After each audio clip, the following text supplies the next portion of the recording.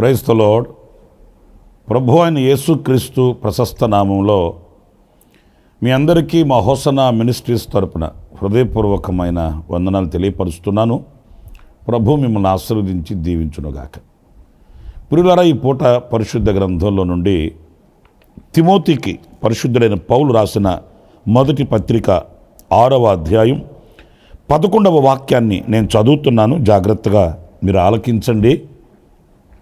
దైవజనుడా, నీవైతే వీటిని విసర్జించి నీతిని, భక్తిని, విశ్వాసమును, ప్రేమను, ఓర్పును, సాత్వికమును సంపాదించుకొనుటకు ప్రయాసపడుము. ప్రియులారా, చూడండి, ఈ వాక్య భాగంలో తిమోతి అనే వ్యక్తి దైవజనుడైన పౌలుకి ఒక ఆత్మీయ కుమారుడు.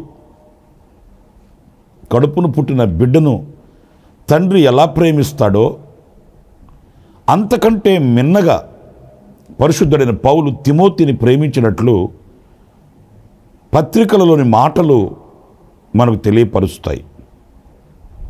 ఎందుకంటే తిమోతి కూడా పౌలు ఎడల అంతే ప్రేమ కలిగి ఉన్నాడు. కల్లా కపటము లేని విశ్వాస ప్రేమలను ప్రత్యక్షపరిచినవాడు తిమోతి. ఈ రోజుల్లో అలాంటి వ్యక్తులు అరుదైపోతున్నారు, కరువైపోతున్నారని చెప్పడంలో కూడా సందేహమేమీ కూడా లేదు. భక్తిని నేర్పి హక్కును చేర్చుకొని ఈ పరిచర్యలో అనేక మెలకువలను నేర్పించిన పెద్దలను జ్ఞాపకం చేసుకొని తండ్రిలా భావించి వారికి లోబడి ఉండే వ్యక్తిత్వం కలిగిన స్వభావాలు కలిగిన వారిని మనం చూడలేకపోతున్నాం. కానీ తిమోతి పౌలు ఎడల ఒక తండ్రిలా ప్రవర్తించిన వాడు. పౌలు కూడా తిమోతిని ఓ బిడ్డలాగా అన్ని విషయాలు అరమర లేకుండా మాట్లాడి పరిచర్య యొక్క విషయాలు తెలియపరిచి ప్రోత్సహించాడు. ఒక మహిమ కలిగిన పరిచర్య చేయడానికి తిమోతిని ఆయుత్తపరిచాడు. ఈ తండ్రి అయిన పౌలు తన నిజ కుమారుడు అని పిలువబడే తిమోతికి చెప్తున్న మాటలు ఇవి. ఏమి సంపాదించుకోవాలి, ఏమి కూర్చుకోవాలి, ఏది అవసరం, ఒక హితోపదేశంగా పలుకుతూ ఇందులో ప్రాముఖ్యంగా మనం నేర్చుకోవలసింది సాత్వికమును సంపాదించుకొనుము అనే మాటని మనం గనక మన ధ్యానం కొరకై ఆలోచిస్తే, ఎందుకు ఈ సాత్వికమును సంపాదించుకొనుము అని చెబుతున్నాడు అంటే అంత ముఖ్యమా, అంత విశేషమైనదా?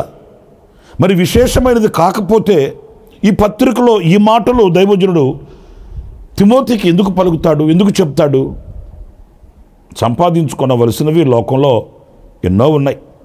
మంచి పేరు సంపాదించుకో, ఖ్యాతి సంపాదించుకో, ఘనతను సంపాదించుకో, ఆస్తిని సంపాదించుకో,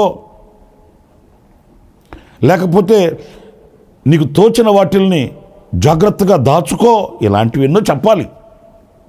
కానీ విశేషంగా పరిశుద్ధుడైన పౌలు ఈ మాట చెప్పడంలో గల కారణాలు లేకపోలేదు. పరిశుద్ధ గ్రంథంలోనే గలతీ పత్రిక 5వ అధ్యాయం 22వ వాక్యంలోకి చూసినప్పుడు ఈ సాత్వికము యొక్క విశేషం మనకు తెలుస్తుంది. ఏంటి ఈ సాత్వికము అనంటే ఆత్మ యొక్క ఫలము అనేది ఈ గలతీ పత్రిక 5వ అధ్యాయంలో మనకు స్పష్టమవుతుంది. ఒక వ్యక్తి దేవుని ఆత్మ కలిగి ఉన్నాడు. ఆ దేవుని ఆత్మ కలిగిన వ్యక్తి ఫలించే ఫలము సాత్వికం. అంటే దేవుని ఆత్మ కలిగిన వ్యక్తిలో ఈ సాత్వికం కనిపిస్తుంది. అంత విశేషమైనది, అంత విలువైనది, అంత ఘనమైనది.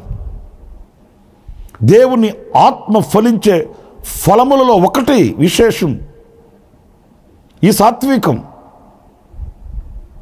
నా ప్రియ సహోదరులారా, మనమంతా కూడా దేవుని ఆత్మ కలిగిన వారమే అని చెప్పుకుంటున్నాము. మనం అంత క్రైస్తవులమే అని చెప్పుకుంటున్నాము. మనం ప్రభుని ఎరిగిన వారమని చాటింపు వేయించుకుంటున్నాము. బైబిల్ చదువుతున్నాము, పాటలు పాడుతున్నాము, ప్రార్థనలు చేస్తున్నాము, భక్తి పారవస్యములో మునిగి తేలాడుతున్నాము. కానీ ఈ దేవుని ఆత్మ కలిగిన వ్యక్తిలో కనబడే స్వభావము సాత్వికం.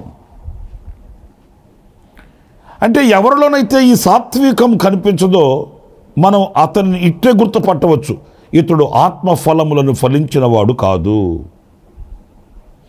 ఎంతకీ ద్వేషంతోనూ, ద్వేషభావంతోనూ, ఈర్ష స్వభావంతోనూ, విమర్శనాత్మకంగా ఎదుటివానిని నొప్పించి ఏ విధం చేతనైనా ఎదుటివానిని రచ్చ చేయాలి, కించపరచాలి, వీధిలోకి లాగాలి, అతని మీద ఇతనుకున్న ఆ ఈర్ష స్వభావాన్ని ప్రత్యక్షపరచాలి. ప్రియులారా, ఈ స్వభావాలన్నింటినీ గురించి మనం లేఖనాల్లో మనం చదివితే ఇది దైవ స్వభావం కాదు. ఊరిలోని ప్రజలు ఒక పాపాత్మురాలైన ఆ స్త్రీని రాళ్లతో కొడుతూ తరుముతున్నారు. ఆమెకు వాళ్ళు పెట్టిన పేరు పాపాత్మురాలు. మరి ప్రభు ఆమెని పాపాత్మురాలు అని పిలవలేదు కదా. 12 మందిలో ఒక్కడు ఇస్కరియోతు యూదా. అతని చర్యలన్నీ ప్రభు చూస్తూనే ఉన్నాడు. ప్రభుకి మరుగైనది లేదు. కానీ మీలో ఒకడు అంటాడే, కానీ ఇదిగో ఈ యోధాగాడే, ఈ యోధా ఇట్లా కనబడుతున్నాడు. కానీ నిన్న మధ్యాహ్నం వెళ్ళి ఎలా ఒప్పందాలు కుదుర్చుకొని వచ్చాడో నాకు తెలియదనుకుంటున్నాడు అని బట్టబయలు చేయలేదు. ఎందుకంటే ఆయన సాత్వికుడు. ప్రభువే చెప్పాడు, నేను సాత్వికుడను, దీన మనస్సు గలవాడను, మీ మీద నా కాడు ఎత్తుకొని నా యొద్ద నేర్చుకొనిడి అని ప్రభువు చెప్పాడు. నా ప్రియమైన సహోదరులారా, ఈ ఆత్మ యొక్క ఫలము ఈ సాత్వికము అన్నప్పుడు, ఈ సాత్వికము కలిగిన ఆ అనుభవం ఎంత శ్రేష్టమైనదో మనం గ్రహించాలండి. మనం ప్రభువుని ఎరిగిన వారమో కాదో తేల్చేది ఈ ఫలమే. మనం ప్రభువుని వెంబడించుచున్న వారమా, లోకాన్ని వెంబడించుచున్న వారమా, లోక ప్రజలను వెంబడించుచున్న వారమా తేల్చే చెప్పేదే ఈ సాత్వికమైన మనస్సు. మోషేను గురించి కూడా ప్రభు చెప్తాడు, సాత్వికము కలిగిన మనస్సు గలవాడు, ఎంత ఓర్చుకోగలిగిన వాడు, ఎంత సహించగలిగిన వాడు, ఎంత భరించగలిగిన వాడు ఈ సాత్వికమైన మనసు గలవాడు అనేది మోషేలో మనం చూడవచ్చు. యేసుక్రీస్తు ఆయన మొదటి ప్రసంగంలో కూడా మాట్లాడుతూ మత్తయి సువార్త 5వ అధ్యాయం 5వ వాక్యంలో సాత్వికులు ధన్యులు, వారు భూలోకమును స్వతంత్రించుకొందురు. ప్రియులారా, యేసుక్రీస్తు మొదటి ప్రసంగం ఇది. ఆయన మొట్టమొదటిగా నోరు తెరిచి మాట్లాడిన మాటలు ఇవి. సాత్వికులు ధన్యులు, వారు భూలోకాన్ని స్వతంత్రించుకుంటారట. అంటే సాత్వికం చేత. వాస్తవంగా మనకు తెలిసిందేంటి? లోకాన్ని స్వతంత్రించుకోవాలంటే కత్తి చేతబట్టాలి, గుర్రాలు, రథాలు, రౌతులు, ఈటెలు, డాళ్ళు, బాణాలు, యుద్ధాలు ఇవి ఉండాలి. వీటి చేతనే కదా రాజ్యాలు జయించేది, వీటి చేతనే కదా దేశాలు పట్టుకునేది. కానీ ప్రభు అలా చెప్పలేదు. ఈటెలు, రక్తపాతం, ఈర్ష స్వభావం, వీరత్వం, శూరత్వం వీటి వలన కాదు. సాత్వికము చేత భూలోకాన్ని స్వతంత్రించుకుంటారు. మన ప్రభు అయిన యేసుక్రీస్తుని కూడా చూడండి. ఆయన ఎవరినీ నిందించలేదు, ఎవరినీ బాధించలేదు, ఎవరినీ ఆయన కించపరిచి మాట్లాడలేదు. సాత్వికం చేత ప్రపంచాన్ని జయించిన జయవీరుడు మన ప్రభు అయిన యేసుక్రీస్తు. నా ప్రియ సహోదరి సహోదరుడా, ఈ సాత్వికమును సంపాదించుకొనమని పరిశుద్ధ పౌలు తమ కుమారునితో చెప్తున్నాడు. మరి ఈరోజు మనం ఏం సంపాదించుకుంటున్నాము? ఏమి సంపాదించుకొనమని ఎదుటివానికి బోధిస్తున్నాము? ఏది అవసరమైనదని మన కుటుంబీకులకు మనం తెలియపరిచి మన పిల్లలకు మనం బోధించగలుగుతున్నాము? ఇవన్నీ మనం ఆలోచించాలి. ఏది ముఖ్యమో సాత్వికము. అంత మాత్రమే కాదు, సామెతల గ్రంథంలో 14వ అధ్యాయం 30వ వాక్యాన్ని నేను చదువుతున్నానండి. మీరు జాగ్రత్తగా ఆలకించండి. అందులో ఇలా వ్రాయబడి ఉంది, సాత్వికమైన మనస్సు శరీరమునకు జీవము. ప్రియులారా చూడండి, ఇక్కడ సాత్వికమైన మనసు అంట శరీరానికి జీవం అంటండి, అంటే ప్రాణము. మనం చాలా సులువుగా సర్వసాధారణంగా మాట్లాడుకుంటుంటాం. ఈ రోజున మెత్తగా ఉంటే, లేకపోతే సాత్వికంగా ఉంటే లోకంలో బ్రతకలేమండి. అసలు బ్రతికించేదే సాత్వికం. దానికి వ్యతిరేకంగా మనమేమనుకుంటామంటే, ఏమి చేతగాని వాళ్ళలాగా మనం గనక మెత్తగా కనబడ్డామంటే నెత్తి మీదకి కూర్చుంటారండి. అంచేత ఏం చేయాలి? ఎదుటి వాళ్ళు నోరు తెరవక మునిపే మనం వాళ్ళ మీద ఎగబడిపోవాలి.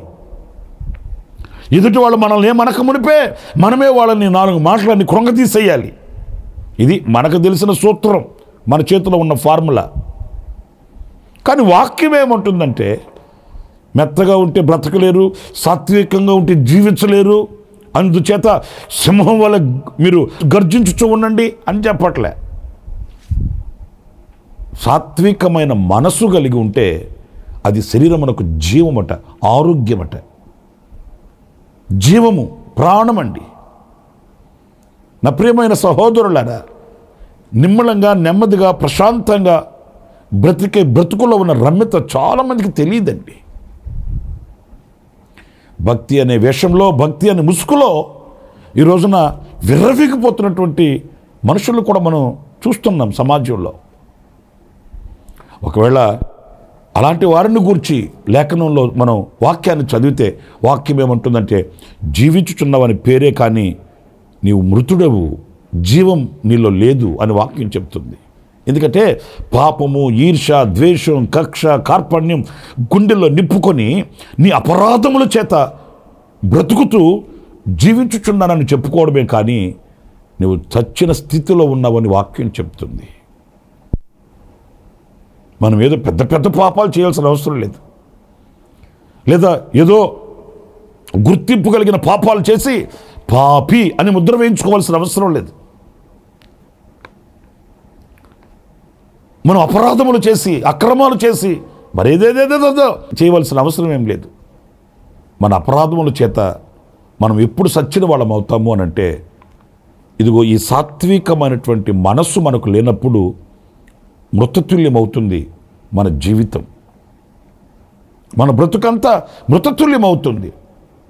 గనుక ఈ సాత్వికమైన మనస్సును మనం కలిగి ఉన్నప్పుడు మనం జీవించుచున్న వారం కనుక ఆయనను స్తుతించగలుగుతాము, ఆయనను ఆరాధించగలుగుతాము, ఆయనను మహిమపరచగలుగుతాము. ఎందుకంటే వాక్యం చెబుతుంది, సజీవులే కదా నిన్ను స్తుతించున్నది. మృతుల లోకానికి స్తుతి కలుగదు కదా. నా ప్రియమైన సహోదరులారా, ఎంత భావముతో కూడిన అనుభవాలు చూడండి. మనం దేవుని మందిరానికి వెళ్ళొచ్చు, కార్యక్రమాలన్నీ చేయవచ్చు, క్రైస్తవ లోకంలో పెద్దపేట మీద నిలవచ్చు. కానీ ఈ సాత్వికమైన మనస్సు నాకుందా లేదనని మనం పరిశీలించుకుంటే మనం చాలా నేర్చుకోవలసి వస్తుంది, పశ్చాత్తాపడవలసి వస్తుంది. ఈ సాత్వికమైన మనసే మన శరీరానికి జీవము అని వాక్యం స్పష్టం చేస్తుంది. ఇంకొక వాక్యాన్ని కూడా నేను ఈ సామెతల గ్రంథం 15వ అధ్యాయం 4వ వాక్యంలోని మాటలు ఒకసారి చదువుతాను, జాగ్రత్తగా వినండి. సాత్వికమైన నాలుక జీవవృక్షము. ప్రియులారా, ఈ వాక్యం చూడండి. సాత్వికమైన నాలుక అంటే సాత్వికము కలిగిన వ్యక్తి మాటలు జీవవృక్షం అంట. ఎంత ఘనమైన శ్రేష్టమైన మాట మీరు ఆలోచించండి. జీవవృక్షం అంటే అర్థం ఏంటి? వృక్షము అనంటే అది ఫలములు ఇచ్చేది. ఈ సాత్వికము కలిగిన వ్యక్తి యొక్క మాటలట అనేకులకు ఫలమునిచ్చే ఒక జీవవృక్షం లాంటిదట. అంటే తను బ్రతికి అనేకులను బ్రతికించగలిగిన మాటలు అతని నోట ఉంటాయి. నొక్క ప్రశ్న మిమ్మల్ని అడుగుతున్నాను, మన మాటలు ఎదుటి వారిని చంపేస్తున్నాయా, ఎదుటి వారిని బ్రతికిస్తున్నాయా? మన మాటలు ఎదుటి వారిని ప్రభువుకు దూరం చేస్తున్నాయా? మన మాటలు సమసమాజంలో కించపరిచేటట్లు, కృంగతీసేటట్లు, మరలా రేపు ఉదయం వాళ్ళు తలెత్తుకొని తిరగలేని పరిస్థితుల్లో వాళ్ళని ఇబ్బంది పరిచేటట్లుగా మన మాటల ధోరణి ఉంటుందా? లేక మన మాట వలన కుటుంబాలు కట్టబడేటట్లు, జీవితాలు ఆశీర్వదించబడేటట్లు, అనేక మంది ధైర్యాన్ని పొందుకునేటట్లు, వాళ్ళు కోల్పోయిన దానిని మరలా పొందుకోగలిగిన మేలుకొలుపు కలిగించేటట్లు మన మాటల శైలి ఉంటుందా? మీరు ఆలోచించండి. కొంతమంది నోరు తెరిచి మాట్లాడితే విశ్వాసం కలిగిన వాళ్ళు కూడా విశ్వాసాన్ని కోల్పోతున్నారండి. కొంతమంది వాళ్ళు మాట్లాడితే ధైర్యంగా ఉన్నవాళ్ళు కూడా ధైర్యాన్ని కోల్పోతారండి. మరి కొంతమంది మాట్లాడితే ఇక ఎదుటి వ్యక్తి సమాజంలో నిలబడలేడు, అవమానం కలుగుతుంది. అవమానపరిచే మాటలు, కించపరిచే మాటలు, ఇలాంటివి ఎన్నో ఈ రోజున మనం చూస్తున్నాం. మరీ ముఖ్యంగా ఈ సోషల్ మీడియా పెరిగిపోయిన ఈ దినాలలో ఎదుటి వాని మీద నిందలు వేయడం, వేధించడం, వాని జీవిత అనుభవాలలోని దౌర్బల్యమైన వాటిల్ని ప్రపంచానికి ఎత్తి చూపించడం, ఇలాంటి నీచమైన కార్యక్రమాలను ఎన్నో మనం చూస్తున్నామండి. ఇవి మనకు తగినవి కావు. ప్రభువే చెప్పాడు, నేను త్వరగా వచ్చుచున్నాను, వాని క్రియలకు తగిన జీతం నా దగ్గర ఉన్నది, నేను వస్తున్నాను అని ప్రభువే చెప్పాడు. అన్నప్పుడు మనం సాత్వికమైన నాలుక కలిగిన వ్యక్తులమై జీవవృక్షము లాంటి అనుభవాలతో ఆ ఫలములు, ఆ జీవవృక్ష ఫలములతో అనేకులను జీవింప చేస్తున్నామా, అనేకులను మృతతుల్యమైన కార్యక్రమాల్లోకి నెట్టేస్తున్నామా? మన మాట ఒక వ్యక్తిని జీవింప చేయాలండి, చంపేయకూడదు. వాళ్ళని వేధించకూడదు, బాధించకూడదు. మనలో ఆ జీవవృక్ష ఫలములకు తగిన అనుభూతిని కలిగి ఉండాలంటే ఈ సాత్వికం మనకు కావాలి. నా ప్రియ సహోదరులారా, ఈరోజు మన అనుభవాలు ఎలా ఉన్నాయి? ఏం సంపాదించుకుంటున్నాం మనం? మనిషి జీవితం ఎంతండి? ఎంతకాలం ఈ లోకంలో మనం బ్రతుకుతాము? ఎంతకాలం ఈ లోకంలో మనం జీవించి లోకంలో ఉన్న వాటిని మనం పోగేసుకుంటాము? ఏ క్షణం ప్రభు మనం పిలుస్తాడో మనకు తెలీదు, మనం వెళ్ళిపోవాలి. మరి మనం ఈ లోకాన్ని విడిచే లోపు మనం సంపాదించుకోవలసింది ఏంటి? ఆస్తులు, అంతస్తులు, భోగభాగ్యాలు, పదవులు, మంచి పేరు, కీర్తి, ఖ్యాతి, ఇవా? పరిశుద్ధుడైన పౌలు చెప్తున్నాడు, సాత్వికాన్ని సంపాదించుకున్నైనా. ఎందుకంటే అది శరీరానికి జీవము, అది జీవవృక్షము, ఫలించి అనేకులకు ఆ ఫలములను పంచుతుంది. ఈ సాత్వికము కలిగిన వ్యక్తి యొక్క మాటలు జీవవృక్షమై ఆ ఫలముల చేత అనేక మంది బ్రతుకుతారు, అనేక మంది జీవిస్తారు. అలాంటి సుగుణములను మనం అలవర్చుకుందాము. అలాంటి కృపదేవుడు మనందరికీ అనుగ్రహించునుగాక. తలలు వంచండి, ప్రార్థన చేసుకుందాం. కృపా సత్య సంపూర్ణుడా, జీవాధిపతి అని ప్రభువా మీకు వందనాలు చెల్లిస్తున్నాను నాయన. సాత్వికము యొక్క విశేషతని మేము తలంచుకునే భాగ్యాన్ని ఇచ్చారు. ఆనాడు పరిశుద్ధ పౌలు తిమోతికి చెప్పిన మాట విలువైన మాట, రమ్యమైన శ్రేష్టమైన మాట, సాత్వికాన్ని సంపాదించుకున్నామని.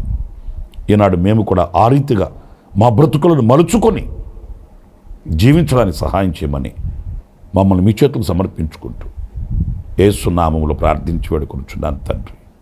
ఆమేన్, ఆమేన్. ప్రభు మిమ్మల్ని దీవించి ఆశీర్వదించునుగాక. ఈ దినమంతా విశేషమైన కృప నా దేవుడు సమృద్ధిగా మీకు అనుగ్రహించుగాక. ఆమేన్.